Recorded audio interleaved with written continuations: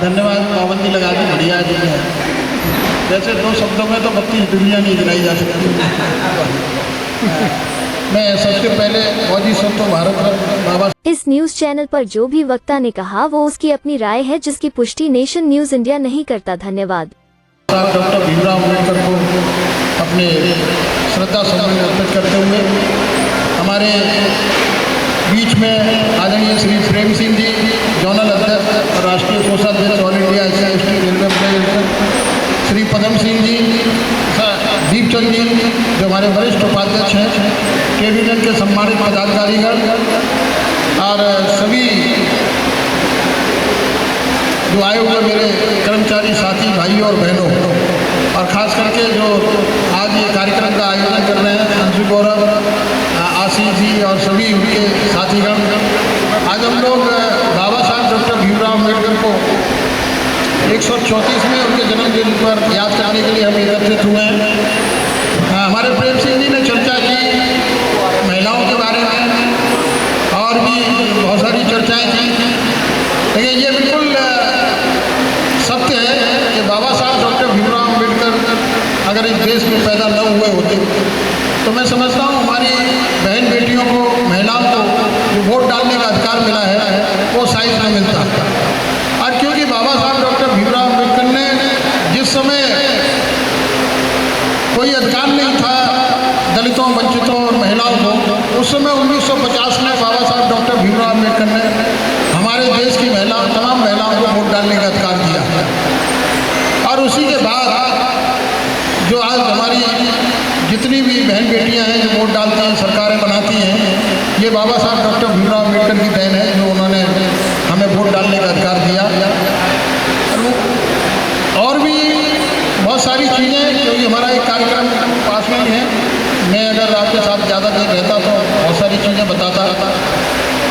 अगर ये डेट भी अलग अलग होती, मेरी इच्छा तो ये थी कि ये कार्यक्रम एक साथ ही आयोजित किया जाता, क्योंकि बाउंड्री के उधर एक कार्यक्रम हो रहा है, बाउंड्री के इधर एक कार्यक्रम, यही हो जाता या उधर हो जाता तो बहुत बढ़िया चीज़ थी। लेकिन जो बाबा साहब डॉक्टर भीमराव अम्बेडकर ने जो वर्तमान में जिस जगह हम बैठे हुए हैं, जो हमारे श्रमिक लोग हैं, जो हमारे काम करने वाले जो कर्मचारी भाई हैं, उनके लिए बहुत बड़ा संघर्ष करके उन्हें मजबूत करने का काम किया। चाहे वो सवैतनिक अवकाश हो, ये बाबा साहब डॉक्टर भीमराव अम्बेडकर की देन थी। हमें मजदूरों को हड़ताल करने का अधिकार था, क्योंकि जिस समय इस देश के अंदर मजदूरों का शोषण होता था, उस समय बाबा साहब डॉक्टर भीमराव अम्बेडकर ने एक ट्रेड यूनियन एक्ट बना करके उन्हें कानूनी हड़ताल करने का अधिकार दिया। औद्योगिक विभाग अधिनियम बाबा साहब डॉक्टर भीमराव अम्बेडकर ने बनाया। हमारी जो बहन बेटियाँ हैं, जो महिलाएं हैं, जो कर्मचारी हैं, जो श्रमिक हैं, उनको प्रसूति का जो लाभ मिला है, जो उनको मैटरनिटी लीव मिलती है, ये बाबा साहब डॉक्टर भीमराव अम्बेडकर ने बनाया। इंश्योरेंस जो हम लोगों को, कर्मचारियों को दिया जाता है, ये बाबा साहब डॉक्टर भीमराव अम्बेडकर ने ही इसका कानून बनाया। क्योंकि बाबा साहब डॉक्टर भीमराव अम्बेडकर को 1942 से लेकर के 1946 तक जो वायसराय की लेबर काउंसिल थी, उसमें लेबर सदस्य के रूप में नियुक्त किया गया था, जो आज श्रम मंत्री बोलते हैं, उस समय लेबर सदस्य हुआ करते थे। उस समय रहते हुए जो देश के मजदूर थे, अन्य देशों की मजदूरों की भांति उनकी स्थिति बहुत दयनीय थी, तो उनकी स्थिति को सुधार करने के लिए उन्होंने बहुत सारे ऐसे कानून बनाए जिससे कि जो हमारे मजदूर लोग हैं, मजदूर भाई हैं, श्रमिक भाई हैं, वो भी सम्मान की जिंदगी जी पाएँ और मतलब अपने काम को अच्छी तरीके से अंजाम दे पाएँ। ये बाबा साहब डॉक्टर भीमराव अम्बेडकर ने इस चीज़ की परिकल्पना की थी। और साथ में ही जब बाबा साहब डॉक्टर भीमराव अम्बेडकर ने संविधान बनाया, उससे पहले जो हिंदू कोड बिल की प्रस्तावना बाबा साहब डॉक्टर भीमराव अम्बेडकर ने की, हिंदू कोड बिल से पहले, क्योंकि बाबा साहब डॉक्टर भीमराव अम्बेडकर को पहला कानून मंत्री देश के स्वतंत्र भारत के बाद में बनाया गया था, और इससे पहले हमारी बहन बेटियों को, महिलाओं को कोई भी अधिकार नहीं थे। जैसे पिता की प्रॉपर्टी में कोई भी बेटी को अधिकार नहीं था। अगर कोई हमारी बहन शादी न करना चाहे या विधवा हो जाए और वो बच्चा गोद लेना चाहे तो बच्चा गोद लेने का भी अधिकार नहीं था। अगर वो हमारी बहन बेटी विधवा हो जाए तो उसे पुनर्विवाह करने का भी कोई अधिकार नहीं था। बहुत सारे ऐसे अधिकार जो बाबा साहब डॉक्टर भीमराव अम्बेडकर ने महिलाओं के लिए तैयार किए, वो हिंदू कोड बिल के माध्यम से।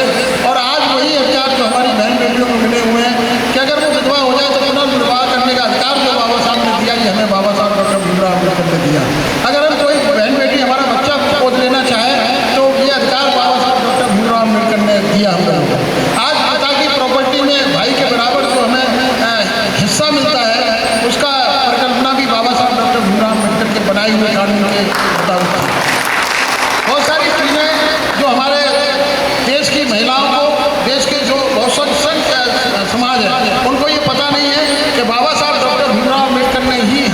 डालने का अधिकार दिया।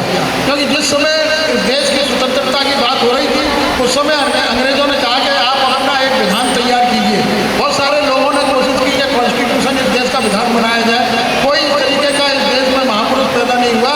अंत में इस देश के जितने भी लोग थे, बुद्धिजीवी लोग, उन्होंने जिम्मेदारी दी बाबा साहब डॉक्टर भीमराव अम्बेडकर को। अब बाबा साहब डॉक्टर भीमराव अम्बेडकर ने इस देश का संविधान इतना सुंदर और इतना सुदृढ़ संविधान बनाया कि आज भी तमाम भाषाएं होने के बाद भी, तमाम हर 10 मिनट के बाद जहाँ लैंग्वेज चेंज हो जाती हो, तमाम धर्म हो, उसके बावजूद भी समता, स्वतंत्रता, भाईचारे का संदेश इस संविधान के माध्यम से बाबा साहब डॉक्टर भीमराव अम्बेडकर ने हम लोगों को दिया। तो आज बाबा साहब डॉक्टर भीमराव अम्बेडकर को सच्ची पुष्पांजलि और श्रद्धांजलि यही होगी कि उनके जन्मदिन पर 134वें जन्मदिन पर हम जितने भी मजदूर लोग यहाँ पर एकत्रित हुए, जितने भी कर्मचारी भाई यहाँ पर एकत्रित हुए हैं, जितने भी ट्रेड यूनियन के लोग यहाँ पर एकत्रित हुए हैं, हम बाबा साहब डॉक्टर भीमराव अम्बेडकर को नमन करें और कहें बाबा साहब डॉक्टर भीमराव अम्बेडकर, अगर आप न हुए होते तो मजदूरों की दशा ऐसी नहीं होती, मजदूरों की दशा ये नहीं होती। अगर बाबा साहब डॉक्टर भीमराव अम्बेडकर न होते तो आज मैं समझता हूँ कि हमारी बहन बेटियाँ जो सम्मान की जिंदगी जी रही हैं वो न जी पाती। तो मैं तो अपनी बहन बेटियों को भी कहूँगा कि जितनी महिलाएं बैठी हुई हैं, सुबह उठते हो तो उनको धन्यवाद करना चाहिए। बाबा तेरा बहुत बहुत धन्यवाद कि तूने हमें घर से बाहर निकलने का अधिकार दिया, तुमने हमें पढ़ने का अधिकार दिया और पढ़ लिख करके नौकरी करने का अधिकार दिया, तुमने हमें समाज में अच्छी जिंदगी जीने का अधिकार दिया। ये बाबा साहब डॉक्टर भीमराव अम्बेडकर को हमें धन्यवाद करना चाहिए। और आज की पुष्पांजलि और श्रद्धांजलि में हमें ये प्रण करना चाहिए कि हम बाबा साहब डॉक्टर भीमराव अम्बेडकर के बताए हुए रास्ते पर चलें, हम बाबा साहब डॉक्टर भीमराव अम्बेडकर के बनाए हुए संविधान को मानने का काम करें। धन्यवाद। जय भीम, जय भारत।